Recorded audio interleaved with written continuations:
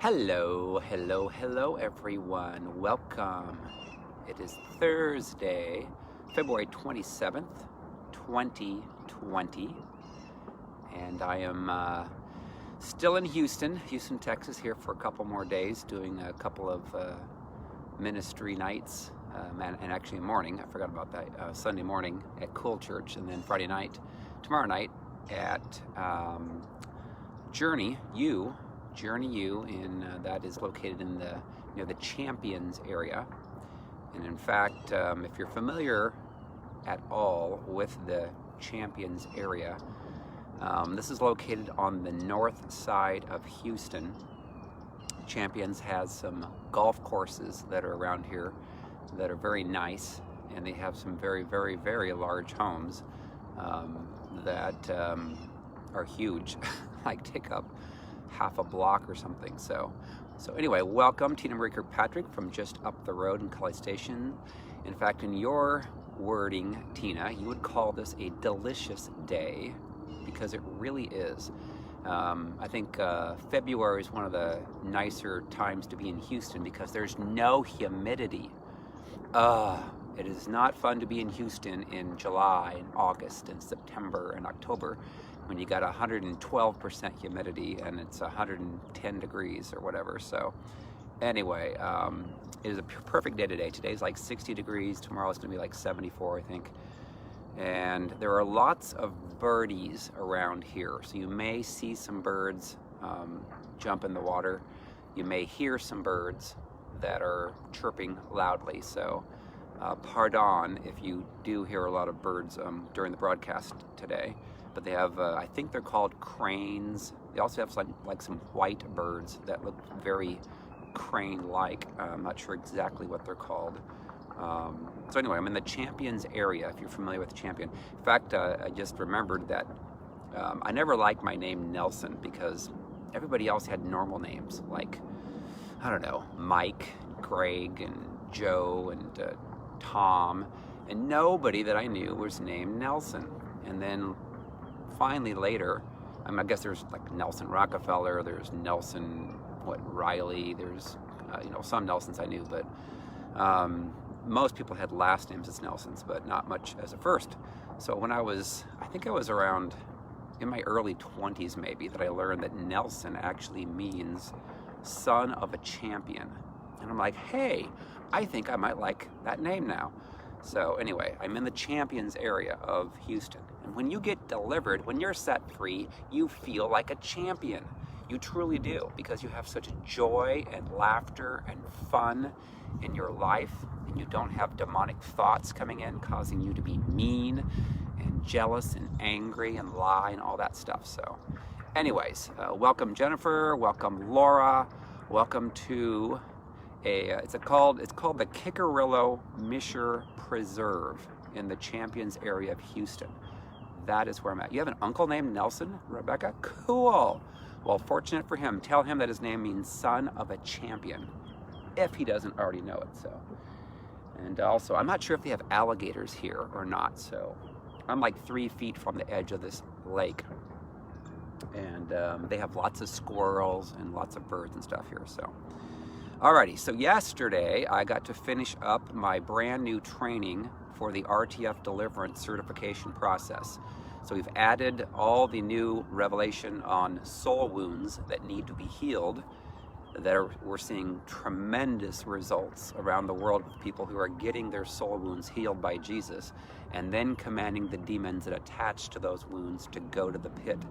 And we're seeing lots of physical healings, of course, emotional healings. We're having psychologists in the UK that are evaluating their patients, and the patients are like, I've been following this guy named Nelson for 3 weeks, and and they're noticing, oh my gosh, what's going on? You're happier. You've got more joy in your life. They're like, yeah, I don't have the soul wounds. They've been healed, and Jesus did it, and now the demons are gone. And so now some of the psychologists are like, well, let me know more information about this, because maybe I need to add this to my repertoire.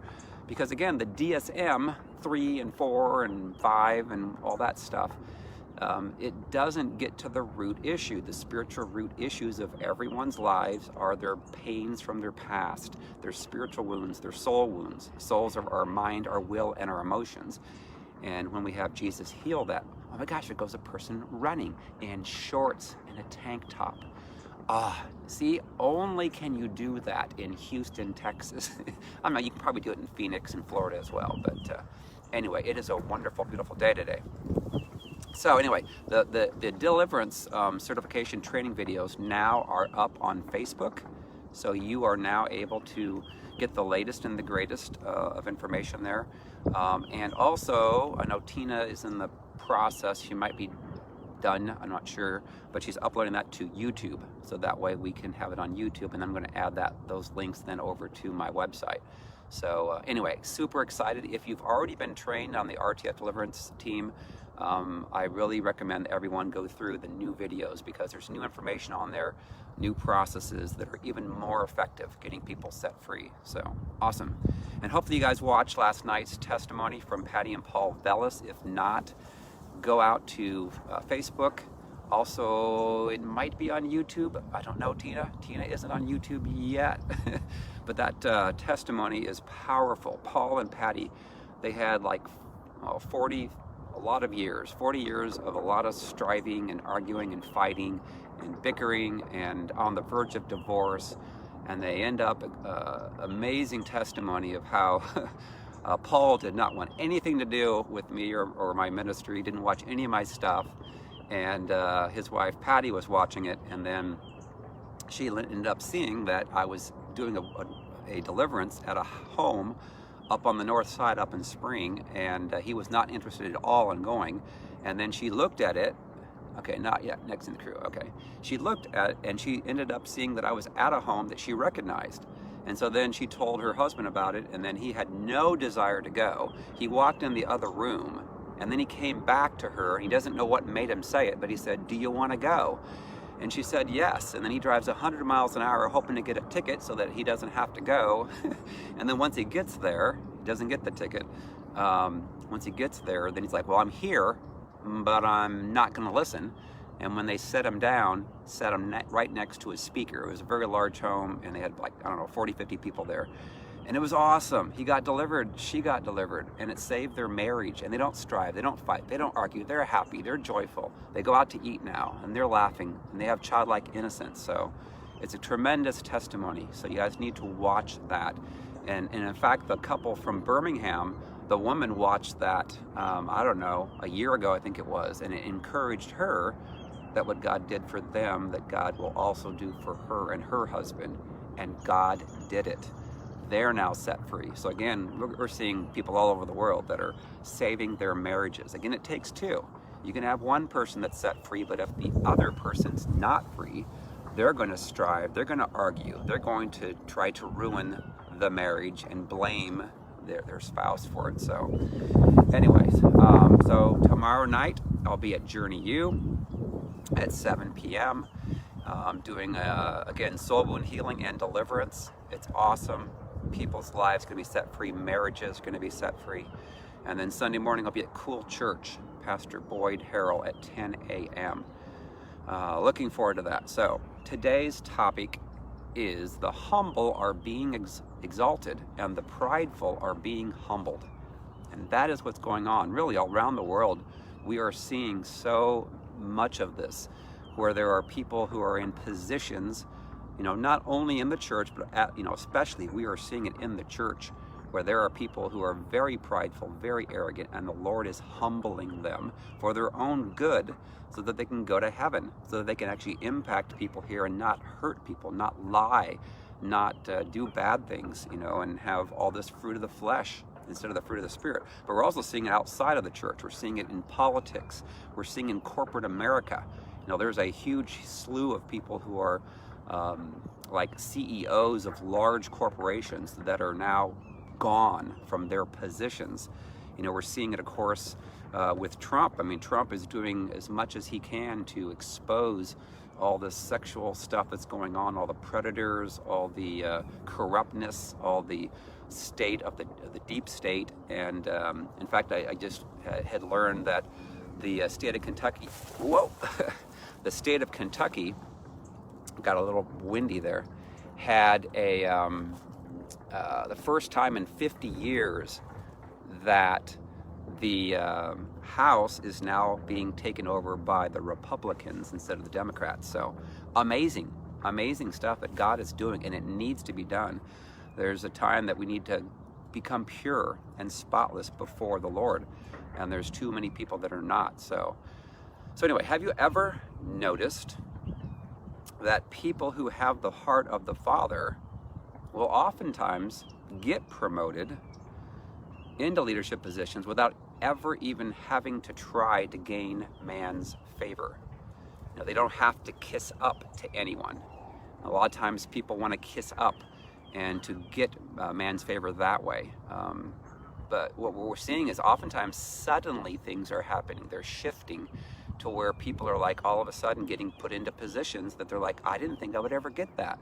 And they were very deserved of it. And then there's those who are trying to manipulate other people to get the favor and kiss up to people that are not the real deals, and that they're suddenly now failing, and they're being humbled now by the Lord. People that are in ministries that are trying to build them or building them or have built them by false narratives will never be blessed. They won't survive.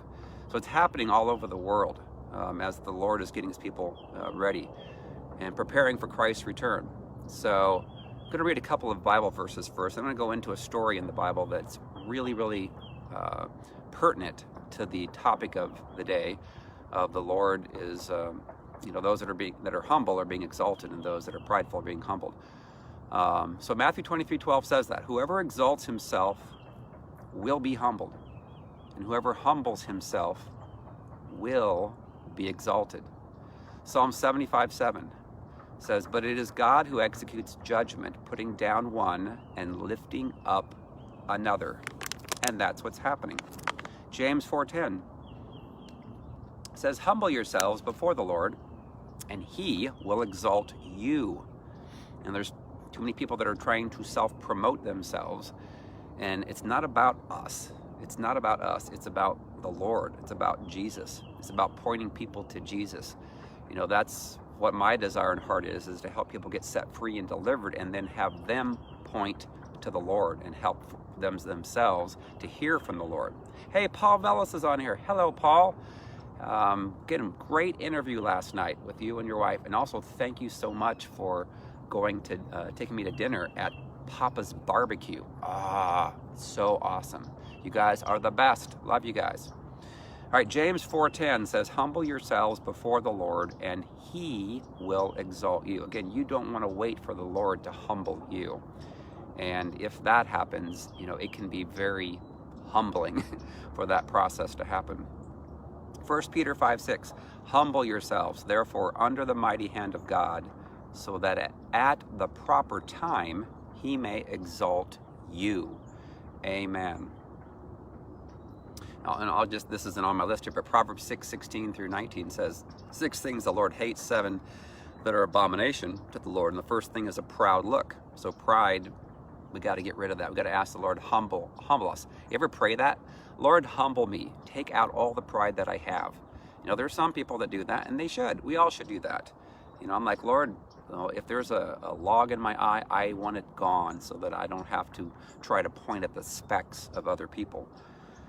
Daniel 2:48 says, then the king gave Daniel high honors and many great gifts, and made him ruler over the whole province of Babylon, and chief prefect over all the wise men of Babylon. And of course, in Daniel's story, he was promoted, and then there were people that were jealous of him, wanted to bring him down. So they had the king sign the edict saying that, you can't worship anything but the king. And Daniel's like, I don't care what you say, I'm going to worship my God. And he did. And of course, unfortunately, the king didn't want to have to do it, but because he signed it, because of the evil people, he ended up going to the lion's den. And he didn't die. He was protected by God. So God will protect you when you do what God wants you to do. So again, don't be worried and afraid of what man or a woman might say and lie about you, or try to trick others to get to hate you or to do bad things. Do what God says, and he will exalt you. He will protect you. And oftentimes he will turn the tables, like he did with those people that were in Daniel. He ended up taking the bad people and their whole families and throwing them into the lion's den, and they ended up all dying. That was bad. Psalms 113, 7 through 8. He raises the poor from the dust and lifts the needy from the ash heap to make them sit with princes, with the princes of his people. Amen. Amen. God can suddenly promote us when we've got a humble heart. When we've got pride that's involved, then he will again have to humble us. Psalm 78:70. He chose David his servant and took him from the sheepfolds. So David came from a very humble background, and he was promoted. Of course, Saul got very, very jealous of that, and then it ended up eating Saul to the point that he ended up dying because he was so much bent on trying to attack and kill David. You know, there are people today that get such vengeance and vindictiveness in their hearts, you know, and you can see it on the people, or you can see it on some of the things they post, and it's like, really? You know, you need to forgive. You need to get right with the Lord and humble yourself and repent for all this anger and bitterness and the spirit of murder that's in us. And so, amen. Luke 1:52 says, he has brought down the mighty from their thrones and exalted those of humble estate. So, today I'm going to read a story that is basically Esther. I'm going to read pretty much all of Esther because Esther is a great story that is exactly what we're talking about today, where a person that is humble, that's doing what the Lord wants. You know, there was a person that was his enemy, and they wanted to kill him, wanted to shut him down, and the Lord reversed things suddenly and saved him because he was doing what God wanted him to do, and he was with God's people. We're talking about Mordecai and Haman. But I'm going to read this, and I'm going to stop throughout several of the verses here to drill down on them. So let me get some water here and drink. All right. It says, the king dethrones Queen Vashti. Now it came to pass in the days of Ahasuerus.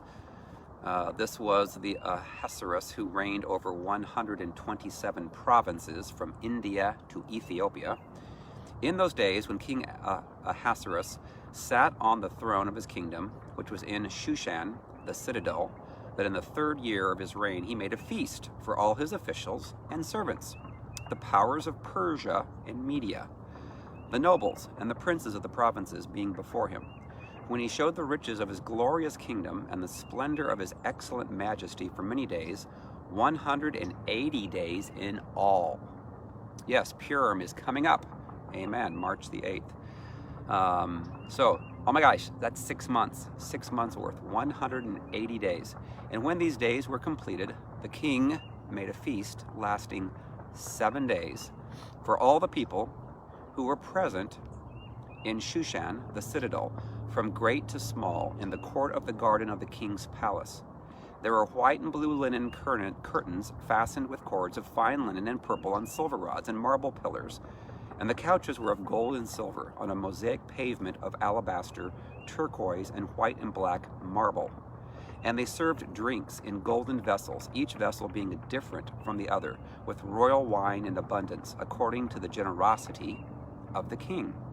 In accordance with the law, the drinking was not compulsory, for so the king had ordered all the officers of his household that they should do according to each man's pleasure. Queen Vashti also made a feast for the women in the royal palace which belonged to King Ahasuerus. On the 7th day, when the heart of the king was merry with wine, so perhaps he was getting a little drunk, he commanded Mehuman, Biztha, Harbona, Bigtha, Abagtha, Zethar, and Carcass, 7 eunuchs who served in the presence of King Ahasuerus, to bring Queen Vashti before the king, wearing her royal crown in order to show her beauty to the people and the officials, for she was beautiful to behold. But Queen Vashti refused to come at the king's command, brought by his eunuchs. Therefore the king was furious, and his anger burned within him. Then the king said to the wise men who understood the times, for this was the king's manner toward all who knew law and justice, those closest to him being Karshina, Shethar, Admatha, Tarshish, Meres, Marsina, and Memucan, the 7 princes of Persia and Media, who had access to the king's presence and who ranked highest in the kingdom. What shall we do to Queen Vashti, according to law, because she did not obey the command of King Ahasuerus brought to her by the eunuchs? And Memucan answered before the king and the princes, Queen Vashti has not only wronged the king, but also the princes, and all the people who are in all the provinces of King Ahasuerus. Verse 17, for the queen's behavior will become known to all women, so that they will despise their husbands in their eyes, when they report, King Ahasuerus commanded Queen Vashti to be brought in before him, but she did not come. This very day the noble ladies of Persia and Media will say to all the king's officials that they have heard of the behavior of the queen. Thus there will be excessive contempt and wrath. If it pleases the king, let a royal decree go out from him, and let it be recorded in the laws of the Persians and the Medes, so that it will not be altered, that Vashti shall come no more before King Ahasuerus, and let the king give her royal position to another who is better than she. When the king's decree, which he will make, is proclaimed throughout all his empire, for it is great, all wives will honor their husbands, both great and small. And the reply pleased the king and the princes, and the king did according to the word of Memucan. Then he sent letters to all the king's provinces, to each province in its own script, and to every people in their own language, that each man should be master in his own house, and speak in the language of his own people. So Vashti eventually ended up dying for not obeying the king, her husband. And I did a little bit of research on this, a little bit more about Vashti. Vashti was the Babylonian king Belshazzar's daughter, and Vashti's true flaw, according to some, was not her refusing her husband's inappropriate command, but her loyalty to her Babylonian royal roots. This makes Vashti the power behind Ahasuerus' refusal to rebuild the temple, and thus as a villain deserving of divine punishment. She also was against the Jews as well. So anyway, a little bit of additional information there. Esther now is becoming the queen. So after these things, when the wrath of King Ahasuerus subsided, he remembered Vashti, what she had done and what had been decreed against her. Then the king's servants who attended him said, let beautiful young virgins be sought for the king, and let the king appoint officers in all the provinces of his kingdom, that they may gather all the beautiful young virgins to Shushon, the citadel, into the women's quarters, under the custody of Haggai, the king's eunuch, custodian of the women, and let beauty preparations be given them. Then let the young woman who pleases the king be queen instead of Vashti. This thing pleased the king, and he did so. In Shushan, the citadel, there was a certain Jew whose name was Mordecai. Dun dun dun dun dun dun. Mordecai. He is the one that is the whole point of the story about humility and how the Lord can reposition us into a place of authority when we have the humble heart. But you're going to have people that hate you, that are going to come against you. They're going to try to lie about you because they're jealous. They have jealousy in their heart. They have wickedness in their heart. They have demons that are tormenting them because they're mad at you when you've gotten yourself positioned with the Lord. And there's a whole bunch that are out there in the world that they want to, again, it takes just a couple of lies to get people to try to believe stuff that's not true and turning people against a good, godly person. So, in Shushan, the citadel, there was a certain Jew whose name was Mordecai, the son of Jair, the son of Shimei, the son of Kish, a Benjamite. Kish had been carried away from Jerusalem with the captives who had been captured with Jeconiah, king of Judah, whom Nebuchadnezzar, the king of Babylon, had carried away. And Mordecai had brought up Hadassah, that is, Esther, his uncle's daughter, for she had neither father nor mother. The young woman was lovely and beautiful.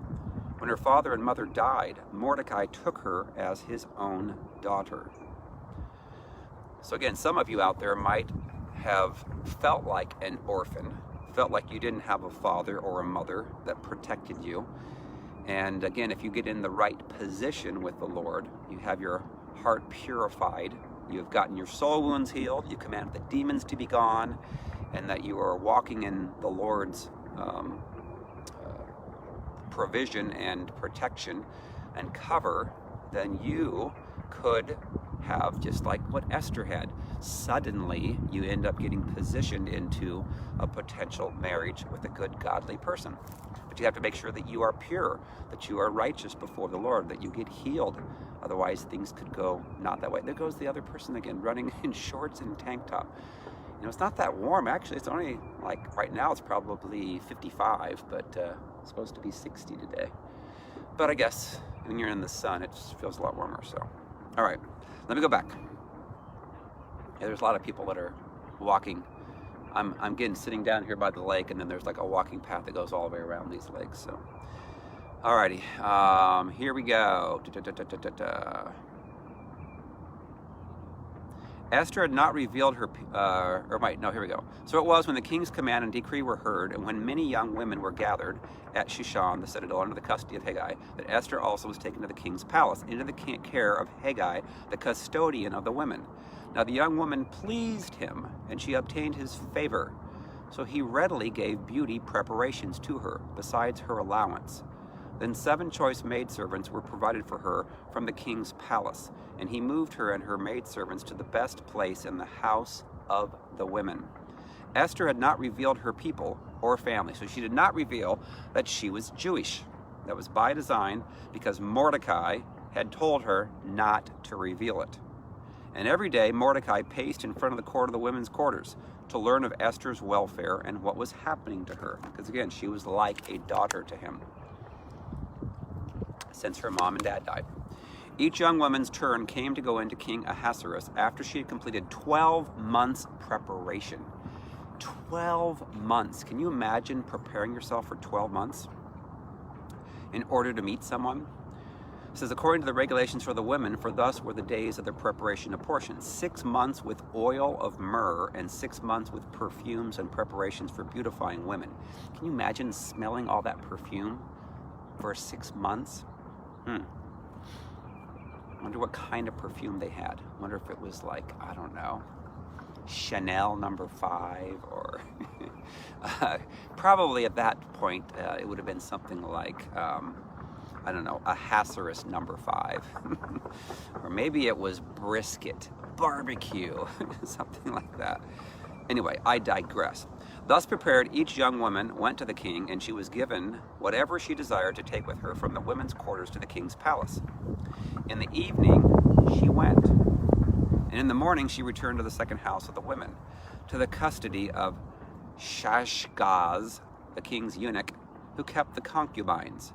She would not go into the king again unless the king delighted in her and called for her by name.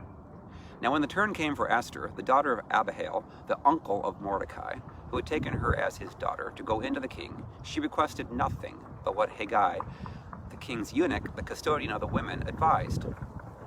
And Esther obtained favor in the sight of all who saw her. So Esther was taken to King Ahasuerus into his royal palace in the 10th month, which is the month of Tebeth, in the 7th year of his reign. The king loved Esther more than all the other women. So of course she's getting favor because he thinks she looks beautiful. Probably smells beautiful because she's wearing Ahasuerus No. 5. The king loved Esther more than all the other women, and she obtained grace and favor in his sight more than all the virgins. So he set the royal crown upon her head and made her queen instead of Vashti. Then the king made a great feast, the feast of Esther, for all his officials and servants, and he proclaimed a holiday in the provinces and gave gifts according to the generosity of a king. Now Mordecai discovers a plot. Verse 19, when virgins were gathered together a second time, Mordecai sat within the king's gate. Now Esther had not revealed her family and her people, just as Mordecai had charged her. So again, king did not know that she was Jewish.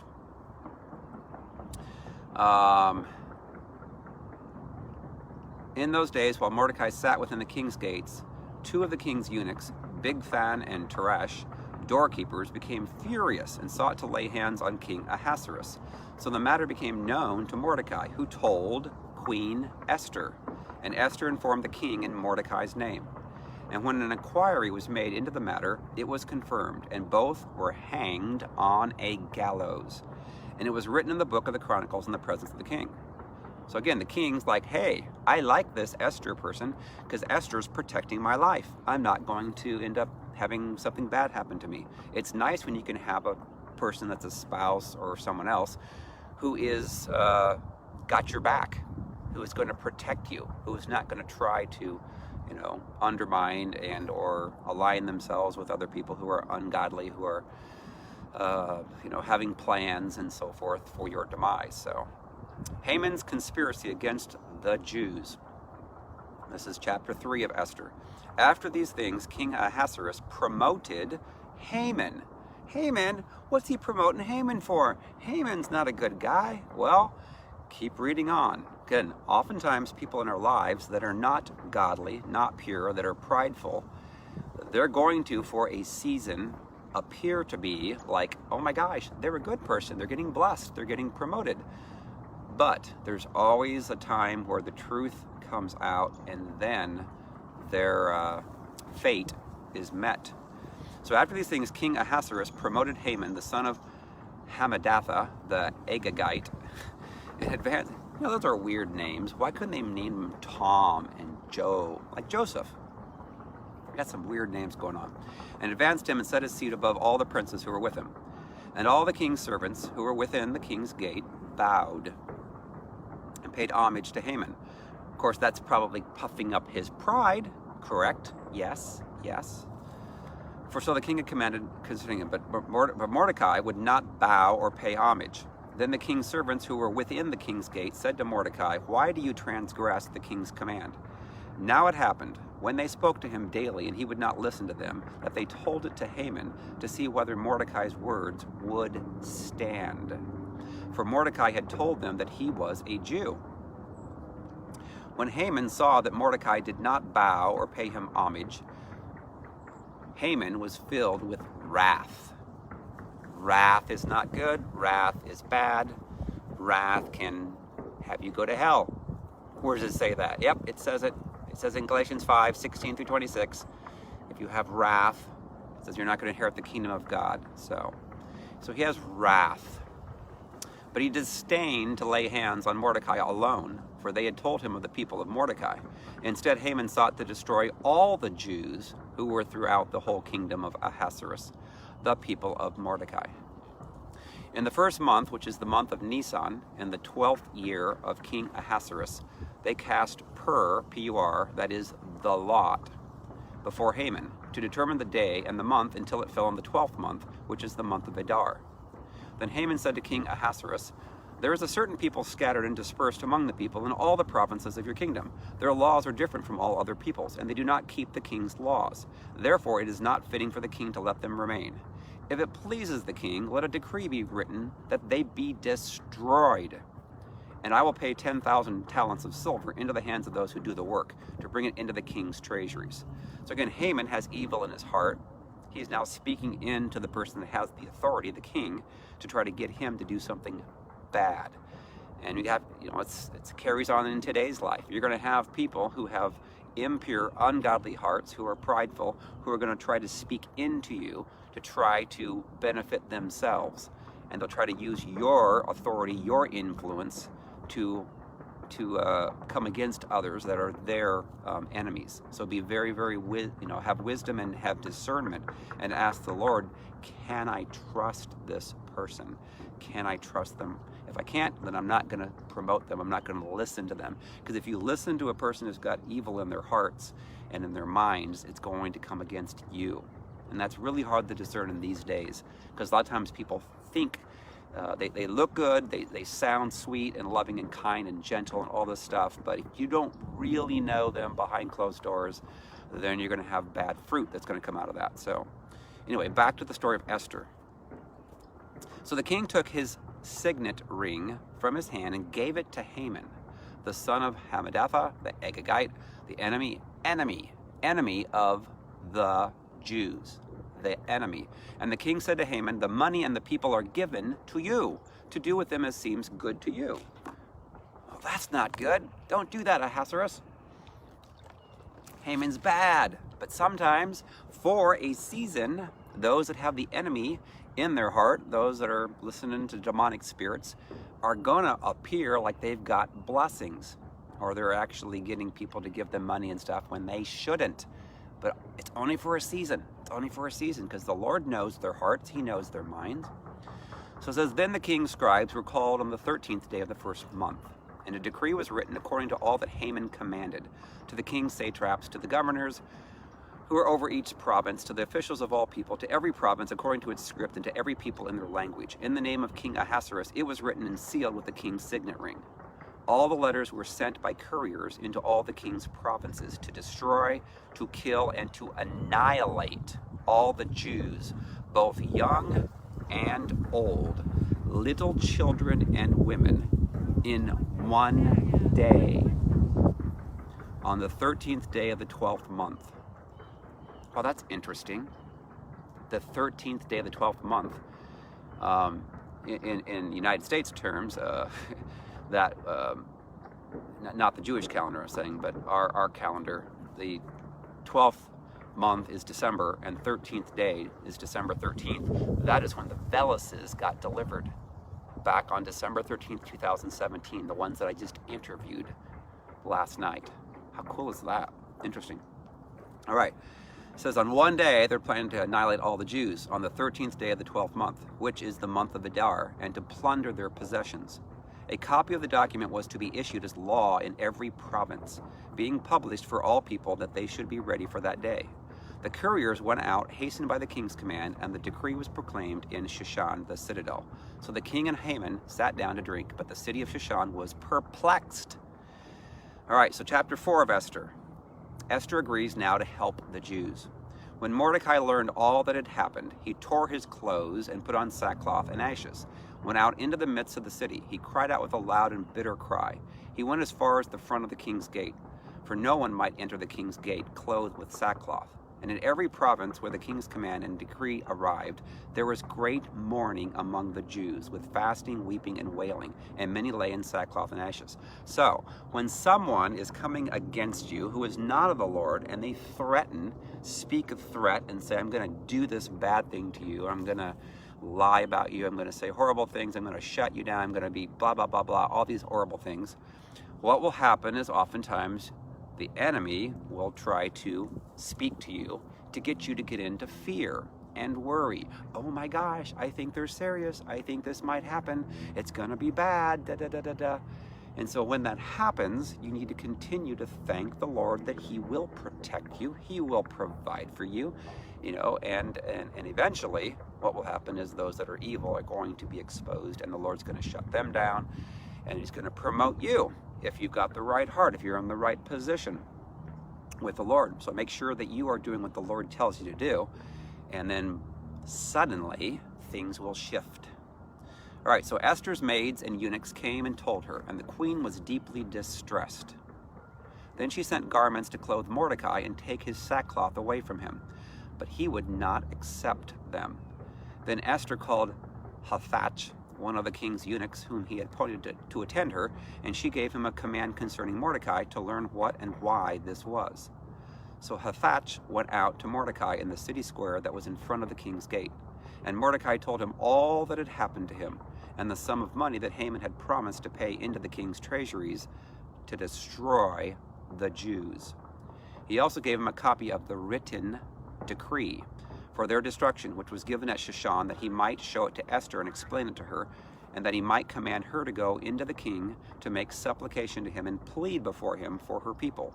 So Hathach returned and told Esther the words of Mordecai. Of course, at that point in time, the king doesn't know that she is Jewish. Then Esther spoke to Hathach, gave him command for Mordecai, and all the king's servants and all the people of the king's provinces know that any man or woman who goes into the inner court to the king who has not been called, he has but one law: put all to death, except the one to whom the king holds out the golden scepter, that he may live. Yet I myself have not been called to go in to the king these 30 days. So they told Mordecai Esther's words. Verse 13. And Mordecai told them to answer Esther, do not think in your heart that you will escape in the king's palace any more than all the other Jews. For if you remain completely silent at this time, relief and deliverance will arise. Deliverance. Talk about deliverance. Yes. Relief and deliverance will arise for the Jews from another place, but you and your father's house will perish. Yet who knows whether you have come to the kingdom for such a time as this? So yes, the Lord is positioning people like you, like me, like others for such a time as this, where we will be able to be utilized to protect people who are godly, who are pure. The Lord is raising up people who have his heart, who are humble, and he's got them in the right position. And he's looking for people who are godly, and he will reposition them, and he will protect you. So make sure that you're always pursuing the Lord, pursuing righteousness and holiness before the Lord, and then watch what the Lord does for you. So anyway,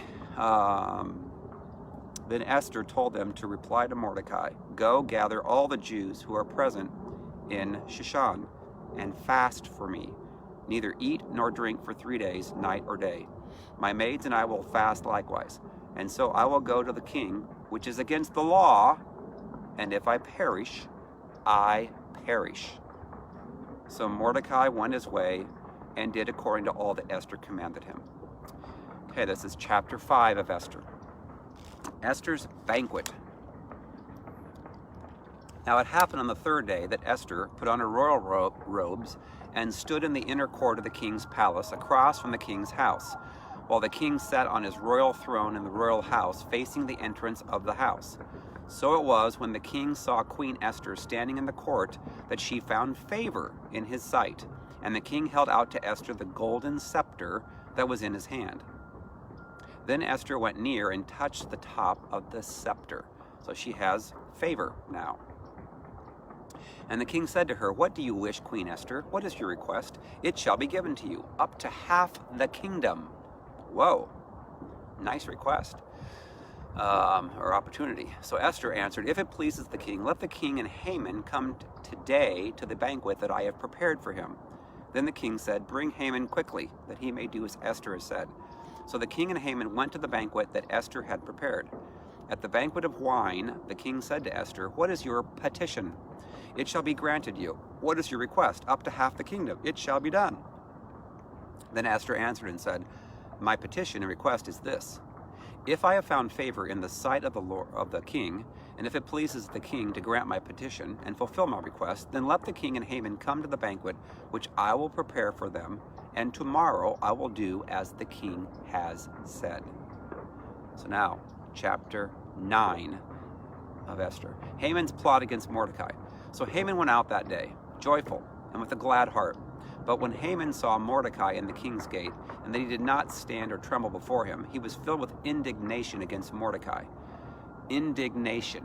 Again, those that have pride will be indignant. They will expect you to bow down before them and do everything that they say. And again, some of us have spouses that are like that. Again, that's the spirit of Jezebel trying to control, manipulate, and dominate. And if you don't do what they say, then they're going to be so mad and try to obliterate you, lie about you, and all these other things. So, but don't worry, because if you are right with the Lord will protect you, and he will actually take up for you and then humble those people that are coming against you. He doesn't normally do it instantly and overnight. It may take weeks, it may take months, but eventually you are in the right position with the Lord. You will be blessed, you will be promoted, and they will not be. They will be demoted. All right, so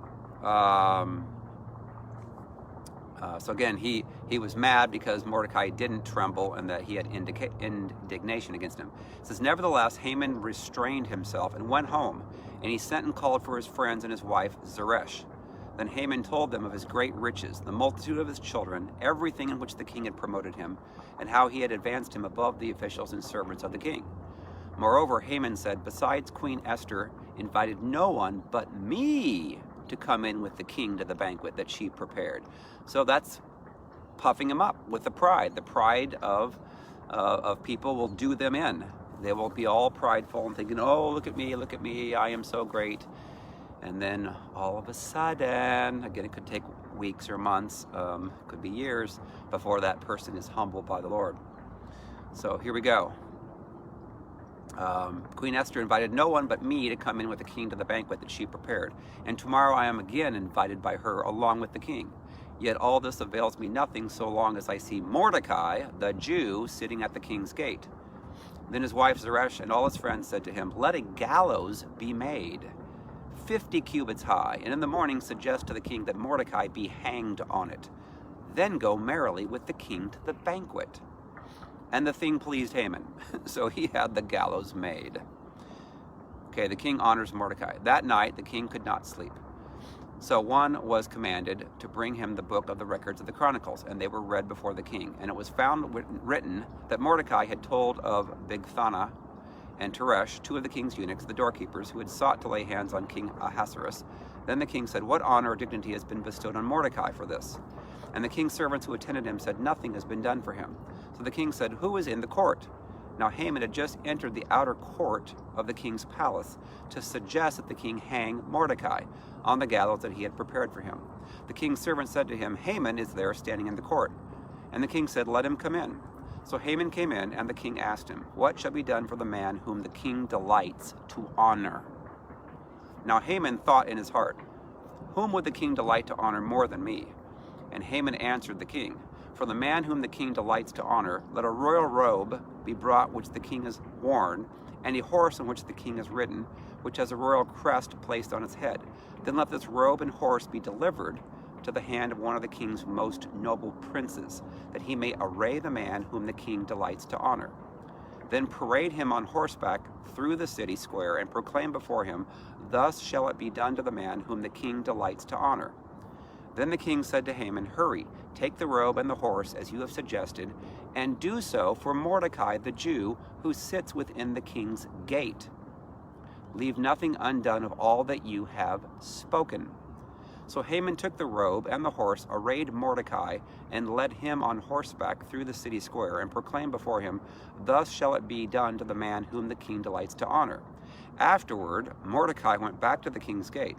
But Haman hurried to his house, mourning, and with his head covered. Because why? He's ticked off.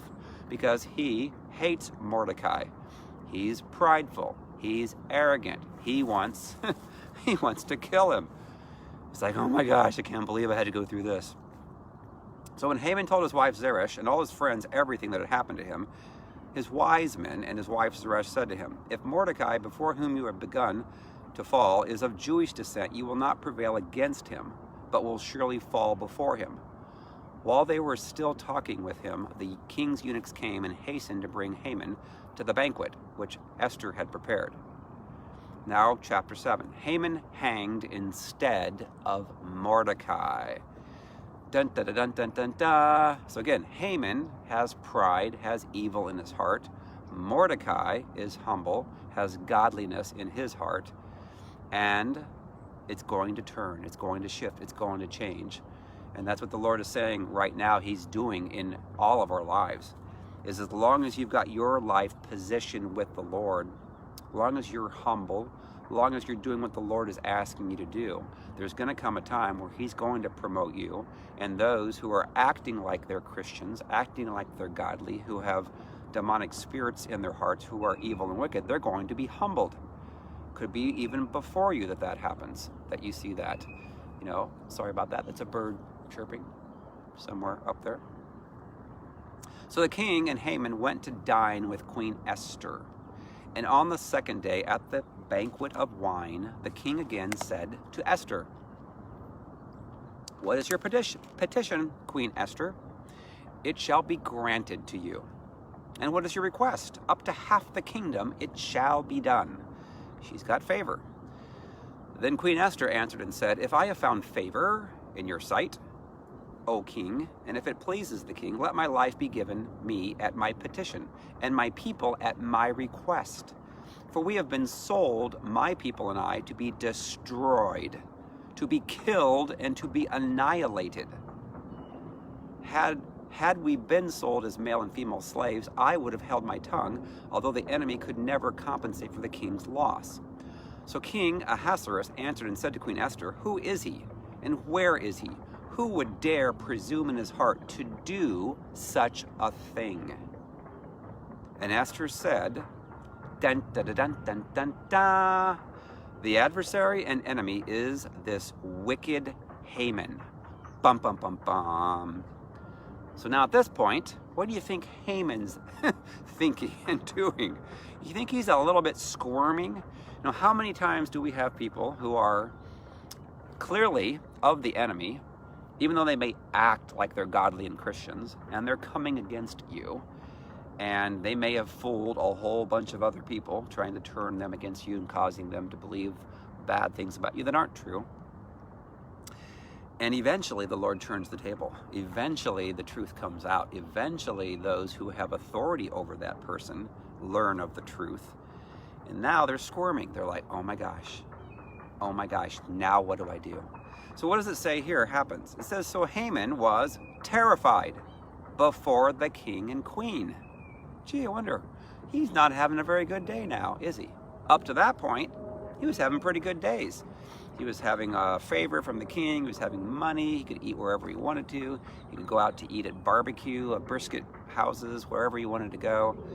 So now it's not going so well. So the king arose in his wrath from the banquet of wine and went into the palace garden. But Haman stood before Queen Esther, pleading for his life. Now that the tables are turned, he's like, oh my gosh, please, please, please, don't kill me. Pleading for his life, for he saw that evil was determined against him by the king. When the king returned from the palace garden to the place of the banquet of wine, Haman had fallen across the couch where Esther was. Then the king said, will he also assault the queen while I am in the house? As the word left the king's mouth, they covered Haman's face. Now Harbana, one of the eunuchs, said to the king, look, the gallows 50 cubits high, which Haman made for Mordecai, who spoke good on the king's behalf, is standing at the house of Haman. Then the king said, hang him on it. Bum, bum, bum, bum. Haman's not having a good day. He's going to lose his life on the very gallows that he built. So right now there are people who are building traps for you, trying to trick you, trying to sabotage you, trying to turn people against you, trying to lie horrible things about you. And they're building this trap, trying to kill you, shut you down. And the Lord's saying, enough, not going to have any more of that. It's going to now be changed, and all the plans that they had to come against you are now coming against them. So again, you have to make sure that your heart is in the right place. Vengeance is mine, saith the Lord. Vengeance is not you. We do not take things into our own hands. We give things to the Lord. Otherwise, you have a spirit of murder, spirit of anger, and you're going to have torment in your mind. You're going to have a lot of bad stuff coming out of your mouth. And so watch what happens. So they hanged Haman on the gallows. Hanged him. Okay, he's done now. He's dead. That he had prepared for Mordecai. Then the king's wrath subsided. So now what happens to Mordecai? Up to this point, Mordecai was targeted to be killed. Haman hated him. And now what happens? So when you've got your heart right with the Lord, when you are humble before the Lord, when you are pure, spotless, godly, watch what happens. Chapter 8 says, Esther saves the Jews. On that day, King Ahasuerus gave Queen Esther the house of Haman, the enemy of the Jews. And Mordecai came before the king, for Esther had told how he was related to her. So the king took off his signet ring, which he had taken from Haman, and gave it to Mordecai. And Esther appointed Mordecai over the house of Haman. Bam! Bam! Here comes a bird, a white bird. See if it gets in the camera. There it goes. You can see part of it. Cool. Suddenly, bam, bam, he now has the beautiful mansion of Haman. Isn't that interesting? Yes, restoration for Mordecai. So many of us who have done what the Lord has said to do, who are in the right position, are going to have a suddenly where all of a sudden you're going to have so much favor, so much blessings. You may get a new house given to you. You may get a new car given to you. The Lord actually gave me a new car. The Lord spoke to this couple, and they ended up a year ago, and I needed one because I've been traveling all over the place. And so that happened to me suddenly, and I couldn't believe it. I'm like, what? Oh my goodness, Lord. I was so grateful, so thankful for that. I am still thankful and grateful every single day that I drive. I'm like, my gosh, Lord, only you could do that for me, you know, and the Lord wants to do that for you guys as well. Absolutely, positively. When you're doing what the Lord wants, when you sacrifice and give your life to the Lord, and you're going to have people come against you. You're going to have the Hamans who hate you, who are jealous of you, who want to kill you, who want to shut you down, and the Lord's going to suddenly say, enough of this. Enough of this. I let it go on long enough. I gave them time to repent. No more. Suddenly. Oh yes, Tina, air conditioning. She sacrificed. And oh my gosh, absolutely. And not having air conditioning in Texas is a bad thing. And when you get it, you're so thankful, you're so grateful. You know, I'm so thankful and grateful every day that I get to help people save their lives and their marriages. That's what the Lord's brought me into doing. And again, people have free wills to choose. If they want to receive, they can be blessed. They can have an amazing marriage, but it takes two. If you have one person that refuses, then you give them to the Lord and you let the Lord deal with them. All right, so let's go back. So Mordecai gets the house of Haman. It says, now Esther spoke again to the king, fell down at his feet, and implored him with tears to counteract the evil of Haman, the Agagite, and the scheme which he had devised against the Jews. And the king held out the golden scepter toward Esther. So Esther arose, stood before the king, said, if it pleases the king, I've had found favor. If I found favor in his sight, and the thing seems right to the king, and I am pleasing in his eyes, let it be written to revoke the letters devised by Haman, the son of Hammedatha, the Agagite, which he wrote to annihilate the Jews who are in all the king's provinces. For how can I endure to see the evil that will come to my people? Or how can I endure to see the destruction of my countrymen? Then King Ahasuerus said to Queen Esther and Mordecai the Jew, indeed, I have given Esther the house of Haman, and they have hanged him on the gallows because he tried to lay his hand on the Jews. You yourselves write a decree concerning the Jews, as you please, in the king's name, and seal it with the king's signet ring. For whatever is written in the king's name and sealed with the king's signet ring, no one can revoke.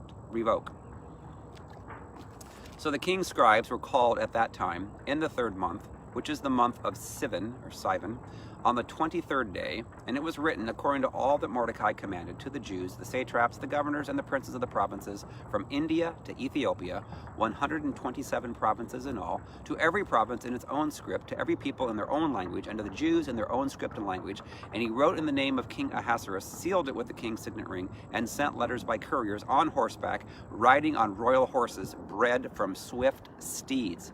So he made right everything that was done wrong by Haman.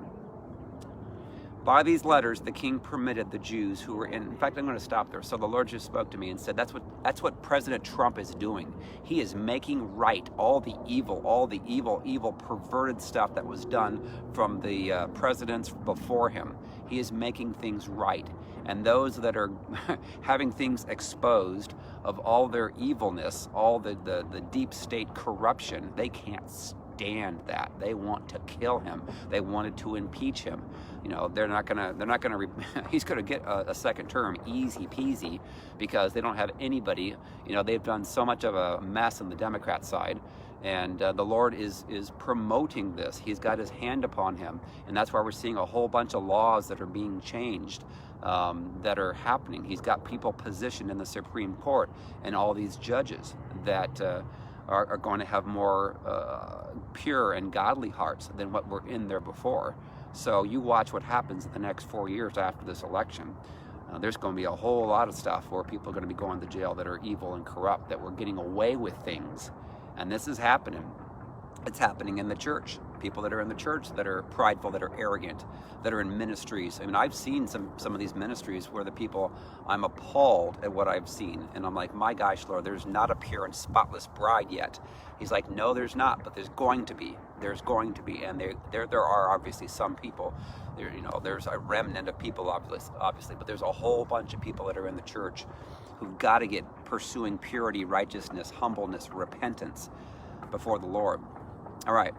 By these letters, the king permitted the Jews who were in every city to gather together and protect their lives, to destroy, kill, and annihilate all the forces of any people or province that would assault them, both little children and women, and to plunder their possessions.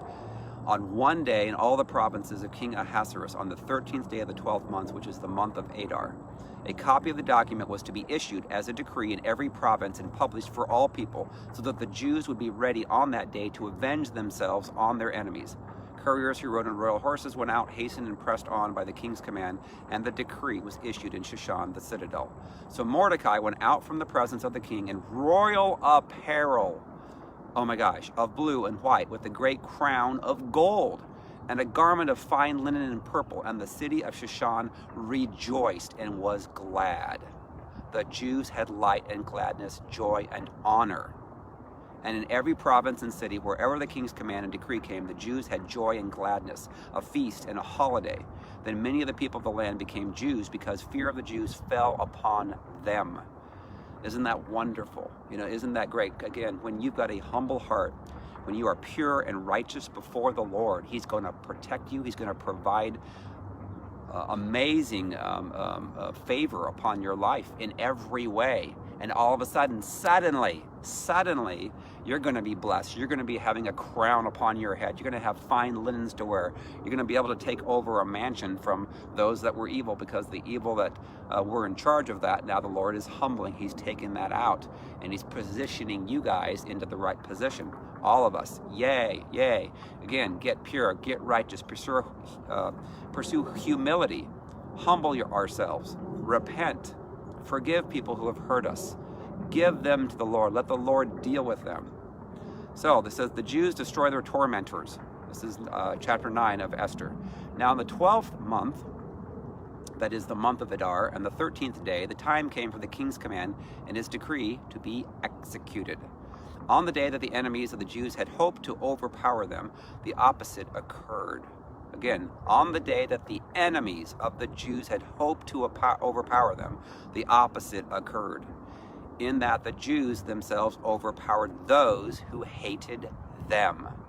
Dun, dun, dun, dun, dun, dun, dun. The Jews gathered together in their cities throughout all the provinces of King Ahasuerus to lay hands on those who sought their harm, and no one could withstand them, because fear of them fell upon all people.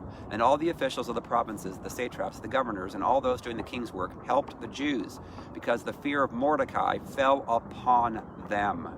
For Mordecai was great in the king's palace, and his fame spread throughout all the provinces. For this man Mordecai became increasingly prominent. Thus the Jews defeated all their enemies with a stroke of the sword, with slaughter and destruction, and did what they pleased with those who hated them. And in Shushan, the citadel, the Jews killed and destroyed 500 men. Also Parshandatha, Dolphin, Aspatha, Paratha, Adalia, Aradatha, Parbasashtata, the 10 sons of Haman, the son of Hamadatha, the enemy of the Jews, they killed, but they did not lay a hand on the plunder. So they did not take all the stuff that they could have taken. They just killed the people that had the demonic evil hearts within them. On that day, the number of those who were killed in Shushan, the citadel, was brought to the king. And the king said to Queen Esther, the Jews have killed and destroyed 500 men in Shushan, the citadel, and the 10 sons of Haman. What have they done in the rest of the king's provinces? Now what is your petition? It shall be granted to you. Or what is your further request? It shall be done. Then Esther said, if it pleases the king, let it be granted to the Jews who are in Shushan to do again tomorrow according to today's decree. And let Haman's 10 sons be hanged on the gallows. So the king commanded this to be done. The decree was issued in Shushan, and they hanged Haman's 10 sons. So again, oftentimes those who have the enemy within their hearts, who are evil and wicked, who will not change, who will not turn away. They will have their own children that they have infected with the same demonic spirits that they have. And the Lord may have to do to them what was done to their father and or mother. So, because it comes down, that's how it comes down. You know, if you have love and joy and peace and godliness and purity in your heart, you know, then you're going to end up loving on your own children that way. They're not going to turn into the same person that you were. But if you have bitterness and anger and lying and deceit, then your children are going to be infected by that same thing. And the Jews who were in Schuman gathered together again on the 14th day of the month of Adar and killed 300 men at Schuman, but they did not lay a hand on the plunder. The remainder of the Jews in the king's provinces gathered together and protected their lives, had rest from their enemies, and killed 75,000. 75,000 of their enemies. I didn't know it was that much. Holy cow. But they did not lay a hand on the plunder. This was on the 13th day of the month of Adar, and the 14th of the month they rested and made it a day of feasting and gladness. The Feast of Purim, yay, coming up on March 8th. But the Jews who were at Schuman assembled together on the 13th day as well as on the 14th. And on the 15th of the month they rested and made it a day of feasting and gladness. Therefore the Jews of the villages who dwelt in the unwalled towns celebrated the 14th day of the month of Adar with gladness and feasting as a holiday and for sending presents to one another. And Mordecai wrote these things and sent letters to all the Jews, near and far, who were in all the provinces of King Ahasuerus, to establish among them that they should celebrate yearly the 14th and 15th days of the month of Adar, 22 as the days on which the Jews had rested from their enemies, as the month which was turned from sorrow to joy for them, and from mourning to a holiday. They should make them days of feasting and joy, of sending presents to one another and gifts to the poor. So the Jews accepted the custom which they had begun, as Mordecai had written to them, because Haman, the son of Hammedatha, the Agagite, and the enemy of all the Jews, had plotted against the Jews to annihilate them, and had cast P-U-R, that is, the lot, to consume them and destroy them. But when Esther came before the king, he commanded by letter that this wicked plot which Haman had devised against the Jews should return on his own head, and that he and his sons should be hanged on the gallows. So they called these days Purim, after the name Pur, P-U-R. Therefore, because of all the words of this letter, what they had seen concerning this matter, and what had happened to them, the Jews established and imposed it upon themselves, and their descendants and all who would join them, that without fail they should celebrate these 2 days every year, according to the written instructions and according to the prescribed time. 28, that these days should be remembered and kept throughout every generation, every family, every province, and every city, that these days of Purim should not fail to be observed among the Jews, and that the memory of them should not perish among their descendants. Then Queen Esther, the daughter of Abihail, with Mordecai the Jew, wrote with full authority to confirm the second letter about Purim. And Mordecai sent letters to all the Jews, to the 127 provinces of the kingdom of Ahasuerus, with words of peace and truth, to confirm these days of Purim at their appointed time, as Mordecai the Jew and Queen Esther had prescribed for them, and as they had decreed for themselves and their descendants concerning matters of their fasting and lamenting. So the decree of Esther confirmed these matters of Purim, and it was written in the book. And now, chapter 10, the final chapter 10. In fact, this is the first time I think I've ever read an entire book of the Bible on a Facebook Live. So, 10 chapters of Esther. Mordecai's advancement, chapter 10.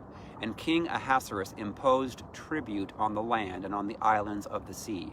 Now all the acts of his power and his might, and the account of the greatness of Mordecai, to which the king advanced him, are they not written in the book of the chronicles of the kings of Media and Persia? For Mordecai the Jew was second in command to King Ahasuerus, and was great among the Jews, and well received by the multitude of his brethren, seeking the good of his people and speaking peace to all his countrymen. So when the Lord promotes you, when the Lord, and again, a lot of us, you, we, who have positioned themselves with the Lord correctly, who have a pure heart, who have a humble heart, guess what? Good stuff's coming on us. Good stuff's coming on you. God wants to bless. He wants to have favor. He wants to get you in the right position. Again, if you've gone through a lot of suffering, a lot of people who have come against you, have lied about you, have tried to destroy you, things are getting shifted right now, especially with what's coming up with celebration of Purim. So I sense and I feel this strongly in the spirit between now and the early part of March. Get ready to watch things shift for you in your favor. Again, if you are in the right position. If you're not in the right position, you're not going to see this. So you have to do your part. But get ready, because the shifting has happened. The shifting actually has already happened for me in my life. It's been amazing. 2020 is being set up to be an amazing year. The tour, the Restored to Freedom tour, again, I'm going to be at Journey U Friday night, tomorrow night at 7. Interviewed on a radio station in Seattle on Saturday night, KGNW. March 1st, Cool Church in Houston, Texas. Sunday morning, March 7th, I'll be in Tucson, Arizona. Full Gospel Businessmen. March 10th, the Yadas sisters in, it's a private meeting in Phoenix. But March 14th is the home meeting, open to the public in Phoenix, Arizona. There's others that are being set up right now in Phoenix. I'm going to be in Las Vegas, Nevada, March 28th, and March 29th I'll be in Anaheim, California. April 1st at Radiant International House of Prayer in Hollywood, California. April 4th, Bread Broken Ministries in Ojai, California. There's some other things being set up in California. Again, if you want me to come, you can reach out to me. You can reach out to my assistant, Tina Marie Kirkpatrick, and set things up. Looking to come to Portland, Oregon, the end of April, May 1st through the 3rd, doing a weekend conference, a huge conference. People are flying into it. The Point Church in Arlington, it's Washington, which is in Seattle. May 15th and 16th, Billings, Montana. May 22nd, 23rd, Gillette, Wyoming, Ramada Plaza. In Billings, I'll be at the Everlasting Covenant, which is what is it? It's a Messianic Jewish congregation. May 24th, Open Door Church in Gillette, Wyoming. And then this is getting set up now. June 11th through the 14th, I'll be at the Fire Hub International in Appleton, Wisconsin. Good friend Kel Bales. And then July 19th, Eagles Nest Church in Sandusky, Ohio. Also in September, October, looking to come to Jacksonville, Florida. So again, lots of stuff is happening. It is blowing up. It's exploding. Why? Because there's fruit, good fruit. There's people getting their lives set free, changed, delivered. There are people who are saving their marriages. This is why I do what I do. And I do it 7 days a week, and my entire life, the rest of my life, I've devoted to do this. So love you guys. Gonna let you guys go. Gotten a little bit over the hour that I normally drive. Again, I've never read, I don't think, the entire book on a Facebook Live. And there's 10 chapters of Esther, but it's needed. So get ready. Get ready to be promoted. Get ready, get ready, get ready. When you're in the right position, when you're humble. All right, love you guys. See ya. Bye-bye.